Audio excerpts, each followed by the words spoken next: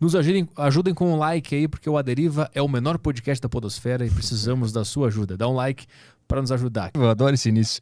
Não, como é que é viver sabendo que tem uma parcela tem um grupo criminoso ou bandidos que não gostam de ti pelo simples fato de tu estar nessa profissão e que tu pode estar em perigo a qualquer momento? Mentalmente não é estressante? Todo dia tá nisso? É que você pensa dessa maneira. Eu penso que quem deve estar estressado é ele que tem um cara igual eu atrás deles para prender eles, pôr ele atrás da grade. Cara, eu acho que quem deve se estressar são eles. Eu não tenho problema com isso, não. A gente não consegue ter uma vida social igual vocês têm, né? Uma pessoa comum tem. Eu tenho determinados lugares que eu não vou para evitar. Eu não vou em bar, não frequento boteco, não frequento bar. Mesmo eu gostando de jogar um bilharzinho, embora eu não beba, eu gosto de estar com os amigos que gostam de beber, lá conversando, papeando, eu não fico. Eu gosto de andar de moto, eu procuro não andar de moto aqui em São Paulo, é muito perigoso. E nós policiais somos condenados à morte, né? Se for pego de surpresa, se for do crime organizado, vai matar, porque nossa cabeça vale um prêmio na quebrada.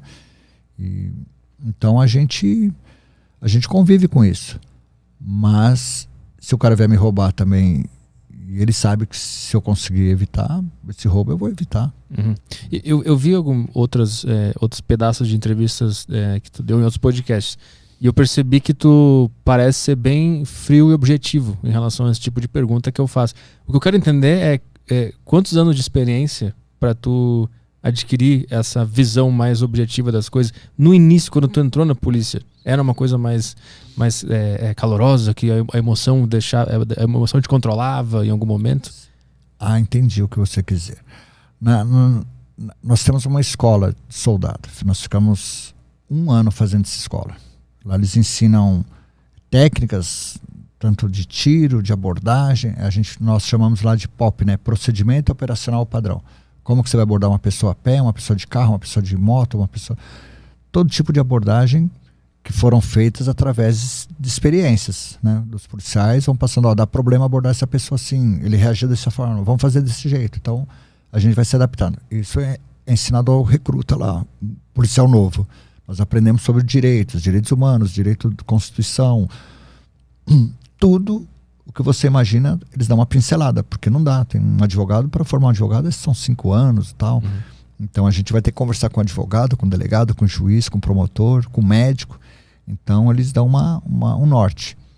Agora, respondendo essa pergunta sua, você aprende a ser policial na rua.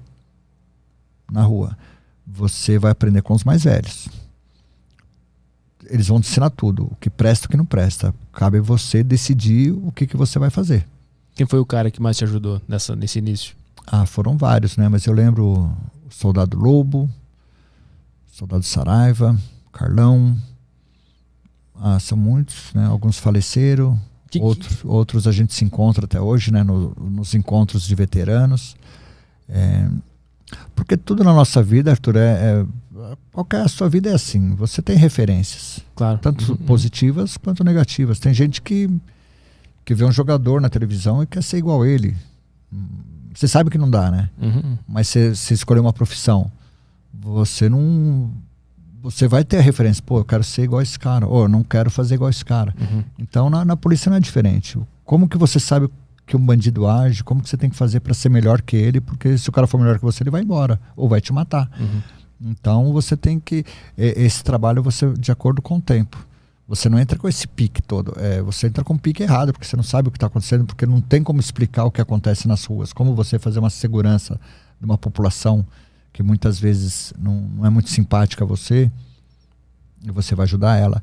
Então você tem que adquirir conhecimento para estar no meio. Uhum. Isso aí só através de você estar trabalhando mesmo, da experiência que vai te fortalecendo para você aprender a ser um bom ou um mau policial. Então tu entrou em 85, aí tu fica 1 ano nessa escola de preparação. E aí tu vai para a rua. Para o estágio operacional. Estágio. Você trabalha você e um policial já formado, um cara mais antigo que já tem uma experiência boa. E aí tu fica quanto tempo nesse estágio? Até a vida toda, nunca acaba, né? Você está ensinando, você está aprendendo, mas você já é um policial formado. Uhum. Nessa primeira, sei lá, nos primeiros meses, quais foram os principais pontos que esses caras te passaram que tu sacou que acontece na rua? É visão, né, cara? Você tem que ter uma visão muito aguçada, um ouvido bom, porque você... Eu não vou conseguir te explicar se eu não dar um exemplo. Então, eu vou dar um exemplo. Nós estamos passando com a viatura, assim, numa rua. Quando você passa num cruzamento, você pega a sua visão, você olha lá no fundo e puxa. Você tem que identificar os carros que estão parados na rua. Se tem algum carro que o Copom jogou na rede, que acabou de ser roubado, você tem que ver, ó, toda hora que uma pessoa é roubada e liga pro Copom, fala, um cara me roubou, como ele tá vestido? Assim, assim, assim. E ele fala no rádio. Você tem que saber, né, você tem na sua cabeça, ó, aqui na Vila Prudente, um indivíduo branco, de olho azul, com a camisa vermelha, tá armado, fez um roubo. Você já tem que buscar esse cara em todo lugar que você olha. Todos os comércios que você passa, você tem que olhar lá dentro. Por isso que às vezes as pessoas falam assim, pô, a viatura passou, ficou olhando para dentro do carro. A gente quer saber se dentro daquele carro, aquele Gol preto, tinha um cara negro, vestido de branco, com boné azul, porque acabou de falar que um cara fez um roubo. Às vezes na dúvida a gente olha, fica na dúvida, a gente vai e para, levanta a mão. Tu vira um radar ambulante, que tá sempre pesquisando. Mas é uma coisa natural. Eu quando me aposentei, eu não sei se é o número, esses são hoje, só na área que eu trabalhava, eu roubava 70 carros por dia. Como que você vai guardar na cabeça todas as placas do carro da sua área, fora outra área que não joga, porque é difícil o cara atravessar toda a área, né? Tipo, você mora aqui em Santo André, já é outro batalhão, já é outro comando de área. Então você fica com a cabeça a milhão. O policial tem um motorista, vou falar da Força Tática, eu trabalho mais em Força Tática, né? O motorista tá aqui, tem um cara atrás dele que chama o terceiro homem. Esse cara, ele olha todos os carros, placa e recheio. A gente fala, placa e recheio, tem a prancheta lá, placa e recheio, tem que olhar. Recheio? O recheio é o que tá dentro, né? Então, placa e recheio. Você viu o recheio daquele carro lá? O sargento às vezes pergunta pro banco de trás, você viu o recheio? Não, 2 caras, uma mina, tal, 2 senhores, 2 senhoras. E com isso o filme atrapalha muito a gente. No entanto que ladrão só rouba carro com insufilme, né? A pessoa fala, eu me sinto mais seguro, mas o ladrão não rouba um carro sem insufilme. Ah, é? É um tiro no pé esse negócio. É um tiro no pé, mas a gente discute isso, que eu acho que o cara tem que se sentir seguro. Claro. Né? Então, deixa ele filmar o carro dele. A probabilidade de ser roubado é muito, muito grande. Porque não tem como a gente verificar o carro. Porque o que acusa o infrator é quando passa por uma viatura, só o jeito dele olhar pra gente, tem alguma coisa errada. A gente já identifica na hora. É muito difícil o cara passar batido. Por isso que a gente prende tanta gente, cara. Porque, né, nesse olhar. Do olhar já gera alguma coisa suspeita, aí você para pro diálogo e aquelas perguntinhas, onde você estava? Você mora onde? Você veio de onde? De quem é esse carro? Tá.